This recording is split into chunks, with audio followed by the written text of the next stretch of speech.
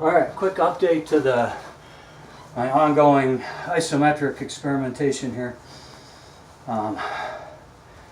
Adopted a new way of doing these, very similar to the old one, with one fun distinction.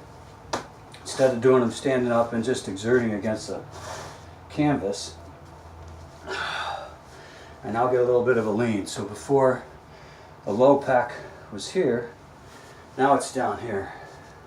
And what I do is shift my weight a little bit toward the foot that's got the rag. Although that's not even really necessary. I'm still tweaking these a little bit. You want it on the other side of the knee.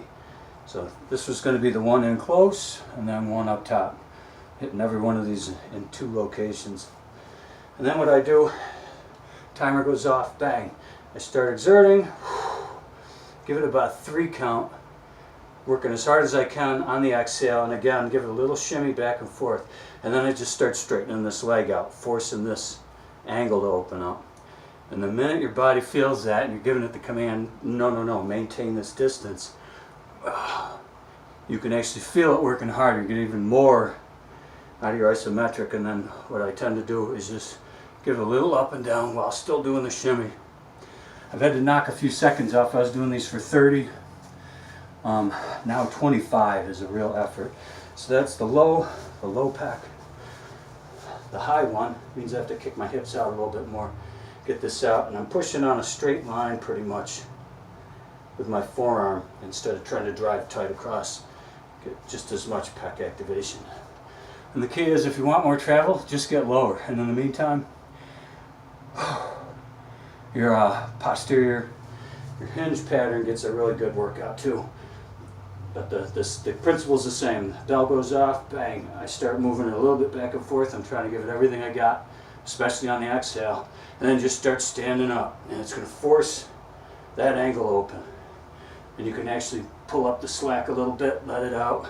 It's a very small range of motion. And it still allows for what I feel is the most important part of the isometric experience, if you will. Isn't so much that the muscle isn't moving, it's that you're giving it the maximum voluntary contraction you can possibly give it. So that's the packs. For pulling, it's going to be the same basic thing. So low one is sort of a rowing pattern. You're going to just get low, keep your hand in close to your pocket. Same thing, pull, give a little bit side to side, and then start standing up. And you'll feel that extra activation kick in. Now you've got something to gauge against, because one of the things that happens with the isometrics, beyond about, it happens quick, 3 or 4 seconds in, you lose perspective of how much force you're giving because the distance is the same. But once you start forcing something to change that distance externally, now you've got something to calibrate against. So even if you didn't allow for any travel, and just used it to vary the amount of force, you would find that you're capable of another, I don't even know, 10, 15%, something like that. It feels like a lot though. So that's the low pull. The higher pull, again, I want to get a little more scapular and start dragging the rear delts, traps into it, so I want my elbow out a little bit.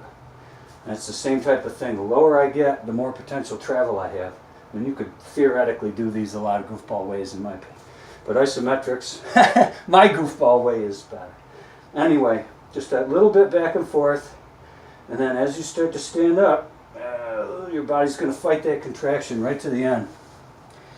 And when you bend now, it'll take up that slack as well. And just a real slight travel is all that seems to be needed. Same thing for the shoulder-specific patterning. So my strategy is pecs are anything that moves across, back is anything that moves more or less back low or in the middle. Once you start getting high, it's more and more shoulder. So these are more like a lateral. However I'm using them in my program, I always call it a lateral. So it's the same type of thing. You just get low near the pocket, only now, because I'm not turned, this is just going to go straight out, follow the line of force from the towel. And you can see that exactly what happens. It's just like a lateral. So I put that force in, and start to pull the slack out, you're going to fight way harder. The higher angle one is the same thing. Whatever you think you can comfortably accommodate for the travel, however high you want to start out, the lower you get.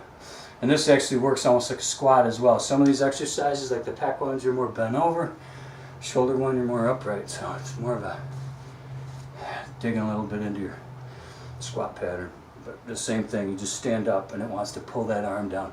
And it doesn't feel like a lot, but if you're giving it that side to side and you stand up, you can feel activation goes through the ceiling. What you thought was your maximum voluntary contraction really wasn't.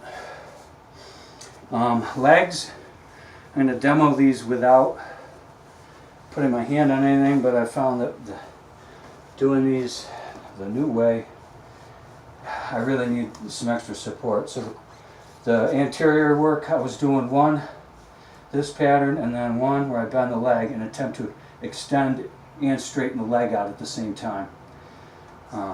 So these are the same type of thing. When you start out with your support leg bent,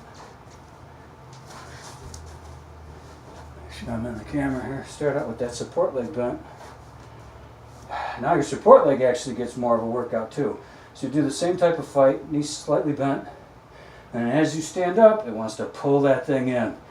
And the minute you feel that, you'll realize your maximal voluntary contraction really wasn't.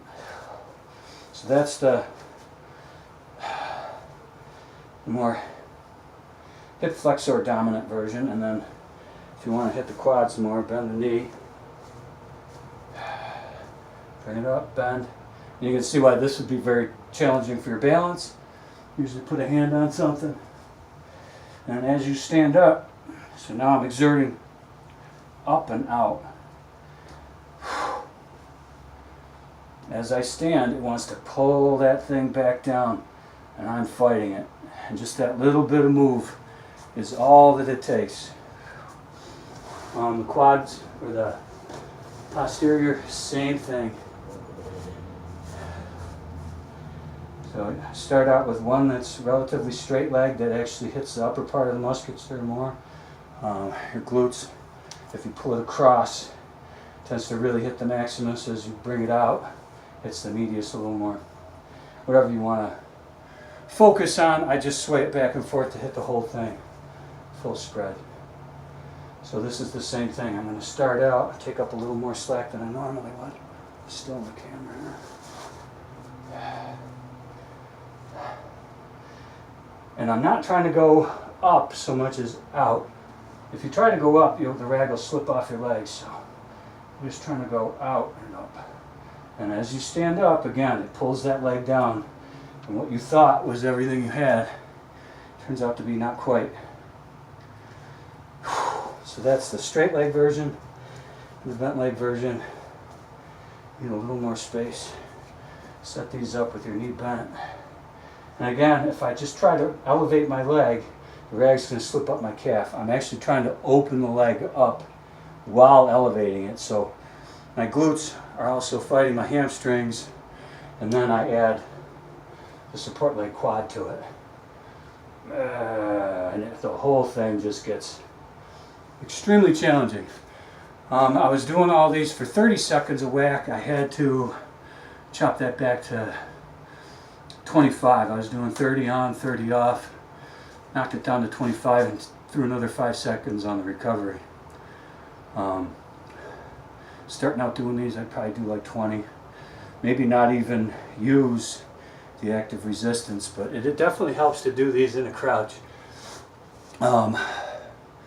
So far, I'm an expert on them. I've only been doing them not even quite a month.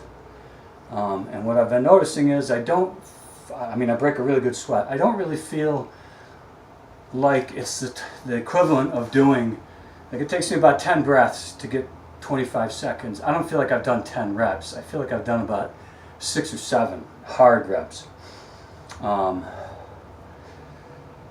But I don't normally get a really big pump after this workout. It's when I do the jump rope hit the following day or 2 days later that all of a sudden, wow, 12 minutes of jumping rope shouldn't have had that effect, and you can really feel it metabolically. It's Interesting stuff. So this is what I've been tinkering with. These are the latest moves. Just need a, I don't know, what is this thing, 6 foot? A little more, 7 foot length of canvas. You can use rope, but it's not as comfortable wrapping around your ankles. It's very tough to push that hard unless it's a great big fat rope. Sheet, towel, blanket, you can improvise with anything. Anyway, thanks for watching.